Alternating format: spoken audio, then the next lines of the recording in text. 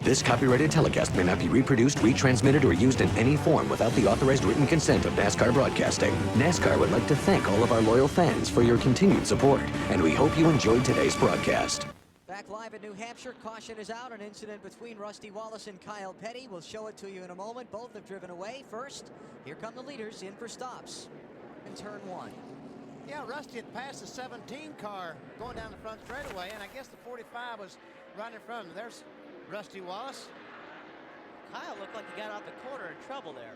And so Rusty dives under the 17. The 48 car goes. Rusty thinks that there's a hole going to be there when he gets there, and guess what? There wasn't a hole. Yep. We'll see where he shakes out here after he comes back across the start-finish line. Well, there comes the leader. If he can stay in front of these guys, but they've got the momentum. Oh, and he got a crash. John Andretti and Ward Burton. Burton's got a right front down, it looks like. So far, no caution so far. Yeah, right front tire is definitely flat. There is none anymore. John Andretti and Ward a minute ago. Okay, looks like Ward just dove down there underneath. John slid up into his left rear. And sliding across the racetrack is what caused the right front tire to go flat on the 22 car. Well, based on the calculations of our crack pit reporters, they were talking, what, 160, 165? Who's that? Harvick and Martin bounced off each other. Yeah, well, that started over there, 1 and 2. I mean, 3 and 4. Now Benson has fallen back into the clutches of Bobby Labonte and Tony Stewart here. This is for third place. Bobby's looking. Oh, Harvick, flat left front. And those guys, like I said, earlier in the lap, Mark and the 29 car, Kevin Harvick, looked like they bounced off each other in 3 and 4. Ryan Newman. He does that. Bill Elliott, the 9 car, will follow the 97 by. That's a battle for the 23rd position between the 9 and 19.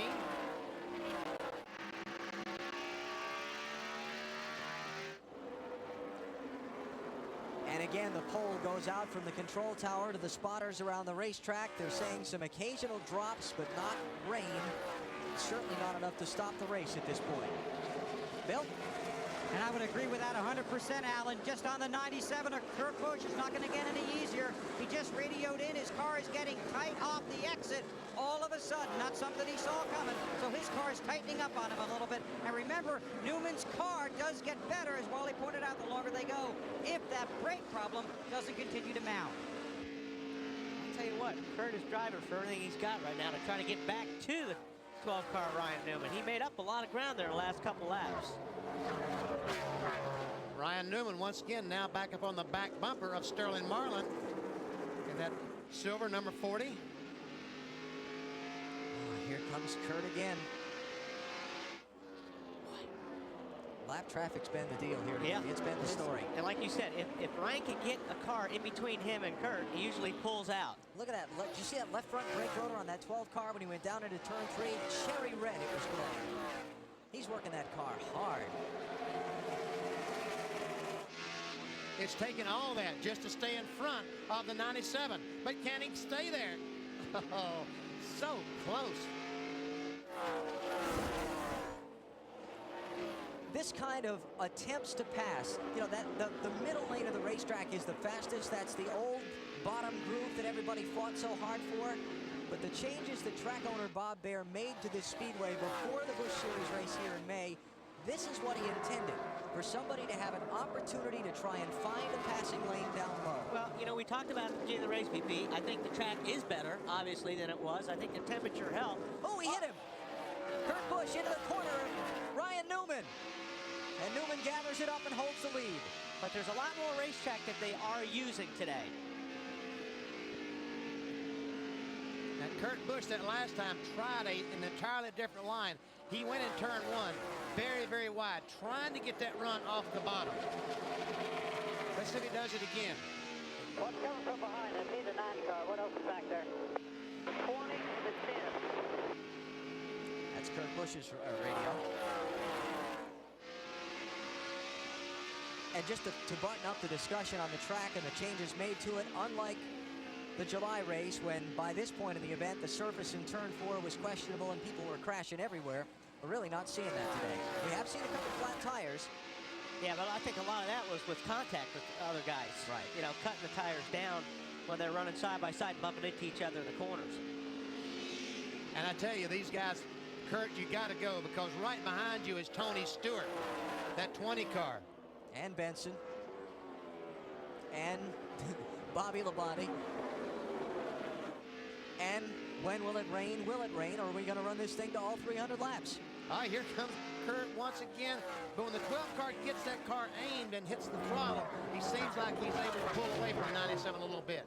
Yeah, it's really hard to be on the inside of a guy and be able to pull up and make the pass going down the back straightaway, because you need that car to drift all the way up to the wall to keep your momentum.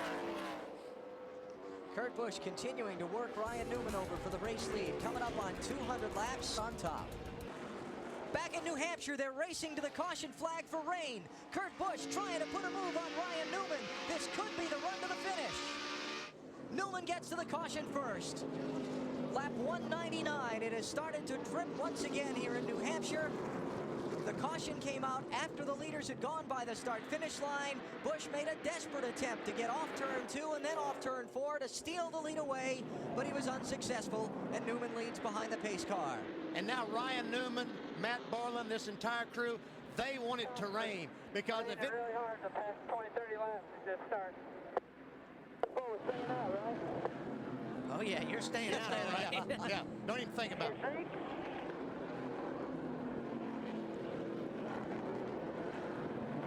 Busch and some cup races.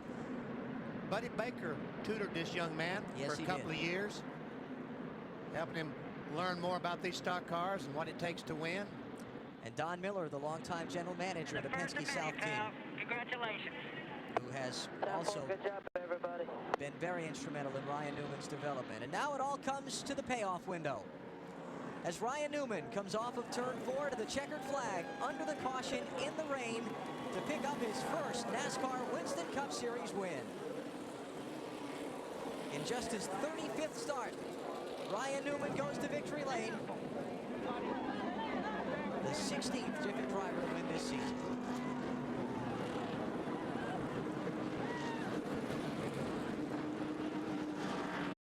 This copyrighted telecast may not be reproduced, retransmitted, or used in any form without the authorized written consent of NASCAR Broadcasting. NASCAR would like to thank all of our loyal fans for your continued support, and we hope you enjoyed today's broadcast. This has been a presentation of TNT Sports.